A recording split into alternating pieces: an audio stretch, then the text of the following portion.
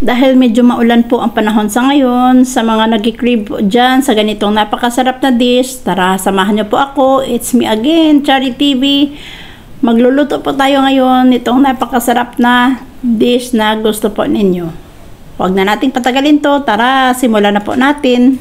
Meron po tayo ditong saging na saba, meron po tayo ditong sugar, meron po tayo ditong fresh lumpia wrapper, and meron po tayo ditong oil for frying.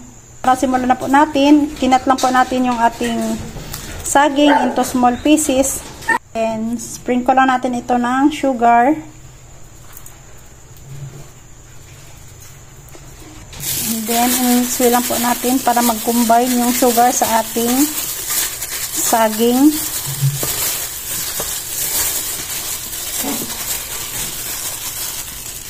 Ayan.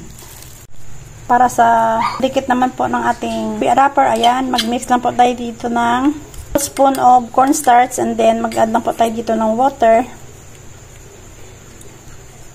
Ayan, i-mix lang po natin siya para mag-combine po yung ating cornstarch at saka yung ating water. Ayan. Set aside na po muna natin ito. Then, i-assemble na po natin ito. Maglagay lang po tayo dito sa ating wrapper na mixture natin. Depende po sa inyo kung gaano kalaki yung inyong gagawin. And then, i-roll mo lang siya. Ganyan. Mas maganda nito at mas masarap kung meron po tayong nabiling langka. Dahil wala po tayong nabili, kaya ito na lang. Yan, and then,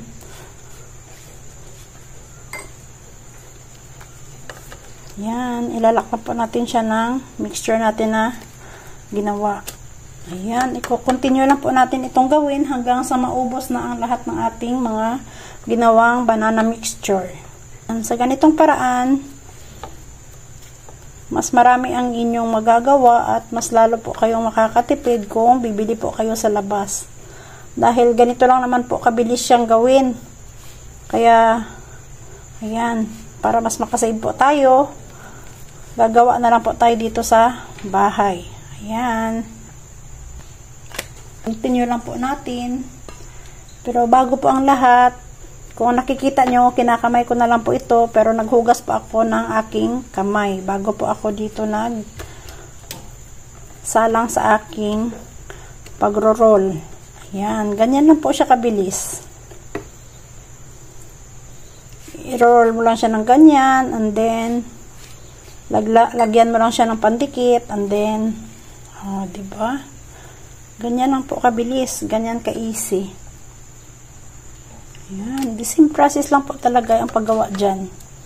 Hanggang sa maubos mo lang talagang maibalot yung lahat ng ating ginawang banana mixture. Ayan na po siya, oh. Ayan. I-roll mo lang siya and then lalagyan mo lang siya ng pandikit para magiging sealed po ang lahat ng kanyang wrapper. Ayan, para maging ganyan po ang kanyang itsura.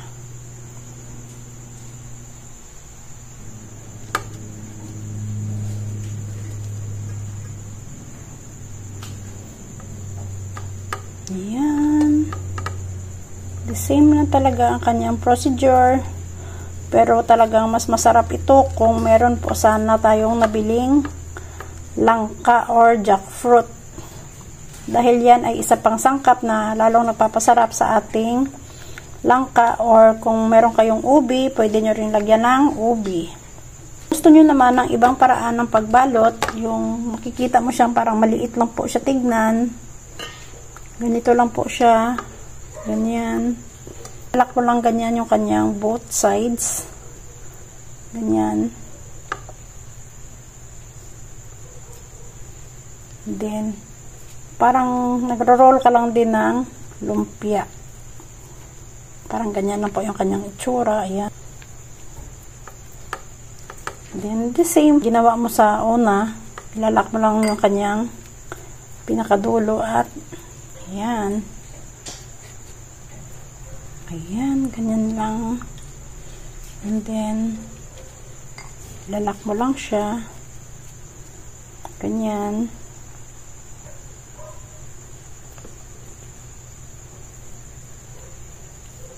Yan, ilalak mo lang yung kanyang both sides.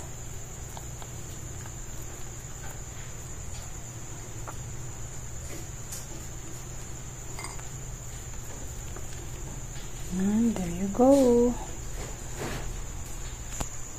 Ayan na guys, nakagawa po tayo dito ng 20 peraso na turon. Ayan, dalawang magkaibang balot po yung ating ginawa. Ayan, yung parang Shanghai ang kanyang itsura, yung pagbalot. And then, ito naman yung pinakasimpleng pagbalot nito sa ating banana mixture. Ayan, and then, ready to fry. Pag mainit na yung ating oil, lalagay na po natin ito yung ating nalot na saging sa ating wrapper. Ayan. Iprito lang po natin ito into medium heat para hindi po siya mabilis masunog. Ayan. Pantayin po natin siya para hindi po ito magdikit sa ating pan. And then, while frying, maglalagay na po tayo dito, magsisprinkle po tayo dito ng konting asukal.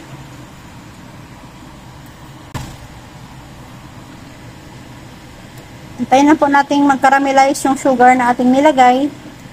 At yan yung way na didikit po yan sa ating wrapper. Yan, pag nagka-caramelize na po yung ating sugar, kusa na po siyang didikit sa ating wrapper. Yan o. Yan, antayin lang po nating mag-caramelize yung sugar na nilagay natin. Dahil kusa po siyang didikit sa ating wrapper. Ayan o.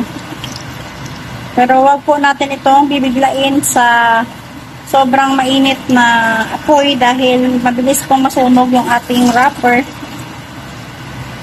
Kailangan dahan-dahan lang po yung ating pagkakaluto sa kanya para hindi po siya overcook. Yan eh.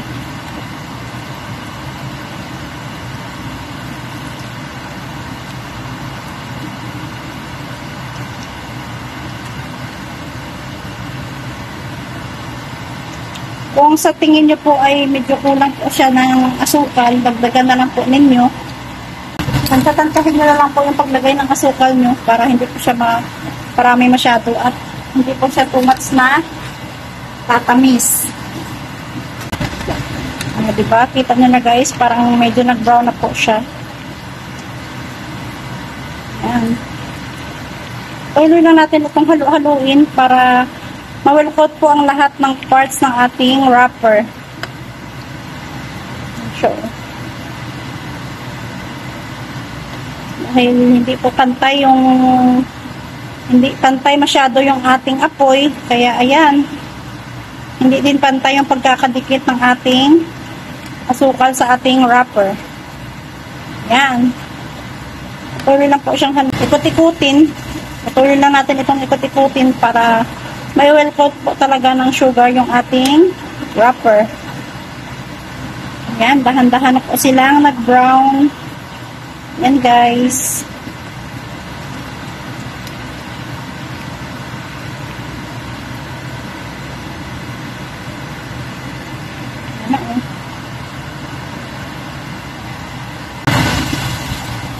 Ayan na siya guys, oh. Ayan na. Ayan. Ganyan na po ang kanyang itsura. Ayan. Dumikit na po yung asukal sa ating wrapper. Ayan, oh, diba? Sarap na po niya guys. Kunting luto na lang and then hahangungin na po natin ito sa ating oil para hindi po siya pumait. Pag ganyan na yung kanyang itsura, hahanguin na po natin ito sa ating oil para hindi na po siya lalo pang masunog.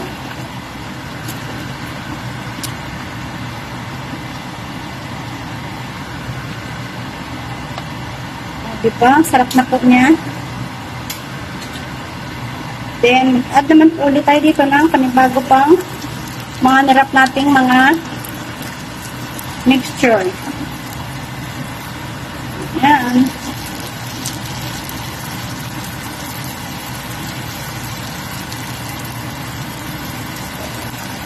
Then, the same din sa ginawa natin kanina, mag-add lang po tayo dito ng konting asukal para yan yung mag-well-coat sa ating wrapper. Then na naman po natin itong mag-caramelize para dumikit na naman po dito sa ating nilagay na mga wrapper. Yan o. Kailangan talaga guys, control po yung ating apoy dahil kung too much po yung init ng ating mantika, mabilis po itong masunog. Kaya, ayan o, tignan nyo. Ang ganda ng kanyang kulay kapag dahan-dahan lang po yung pagkakaluto sa kanya. Kailangan talaga galaw-galawin mo siya para tumapit talaga sa kanya yung nilagay nating asukal. Ayan. Diba? Siya guys, so diba, sarap na niya. Lalong sasarap ito kung meron tayong nilagay na mga iba't ibang flavor sa loob. Maglagay po tayo, pwede po tayo dito maglagay ng langka o jackfruit, or kung meron kayong ubi, pwede din po kayo maglagay ng ubi. Kung gusto nyo din pong lagyan ng chocolate, pwede din po. Nasa sa inyo na lang po kung anong flavor po yung gusto nyo. Yan o. Diba? Ganyan lang po kasimple at ganyan lang po dali ang pagluto nitong ating mga turon. Dahil sa mga nag-crave dyan, ayan, para mas alam na po ninyo kung paano gumawa nito. Bilis lang po talaga guys. Ayan o. Ayan. Ikot-ikutin mo lang siya para maiwalkot po siya ng todo ng asukal. Yung caramelized na asukal, ayan o. Yan yung nagpapa-brown sa kanya. Gagawin mo lang ito hanggang sa maubos po nating maiprito ang lahat ng ating mga binalot na mga mixture. Yan na siya guys. Konting luto na lang and then hahanguin na naman natin ito sa ating oil. Kailangan po talaga guys, may asukal po talaga siya kasi kung wala, hindi po ito matatawag na turon. Ayan. Diba? Pero nasa sa inyo na rin po kung konting asukal lang po yung inyong ilalagay, okay naman po. Nasa sa inyo na lang po yan. Ayan o, pinakita ko lang po sa inyo para lalo pong masarap yung kanyang magiging itsura kapag medyo nag-caramelize na po yung kanyang asukal. Kaya ayan. Pag ganyan na po yung kanyang itsura, hahanguin na naman po natin ito sa ating oil. Ayan o. Diba? Sarap po niya. At ilalagay na naman po natin yung ating isa pang ibang balot. Ayan o. Same procedure pa din yung ating gagawin. Every time na piniprito na po natin siya, ilalagay na tayo dito ng konting asukal. Iikot-ikutin din po natin siya para dahan-dahan po siyang maluto at mabalot nitong ating caramelized na sugar. Dahan-dahan lang po yung pagkakaluto nitong ating wrapper dahil yung apoy natin is tamang-tama lang po. Ayan o. Diba? Talagang kusa siyang kakapit sa ating wrapper kapag nag-caramelize na po yung asukal na ating nilagay. Ayan siya guys, o, diba? See how nice the color and the texture of our wrapper. Diba guys? Oh. Sinong may gusto? Ayan, malapit na itong maluto. di ba? Tsura pa lang niya, parang talaga kakatakam na siya, guys. Ayan, oh, di ba? Sa mga ayaw ng sobrang matatamis, pwedeng sa pagprito na po ninyo, huwag na po kayong maglagay ng maraming asukal. Sa akin kasi naglagay lang po ako dahil para makita lang po talaga yung kanyang napakagandang kulay kapag may caramelized na sugar na po tayong nilagay dyan. Makikita mo na talaga ang kanyang itsura kapag kumapit na po yung caramelized na asukal sa kanyang wrapper. One eternity later. And there you go, guys. Sa mga hindi pa po nakapag-subscribe, subscribe na po kayo sa aking channel and hit the notification bell para updated po kayo sa mga bago nating upload ng mga videos. Like and share po tayo.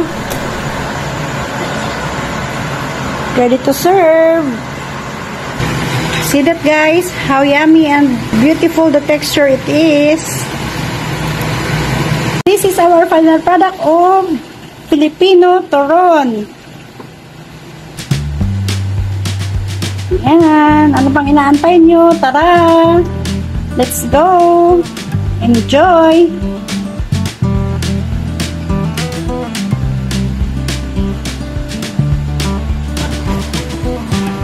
Hope you like it, guys! See you on my next video. Thank you for watching. Bye-bye!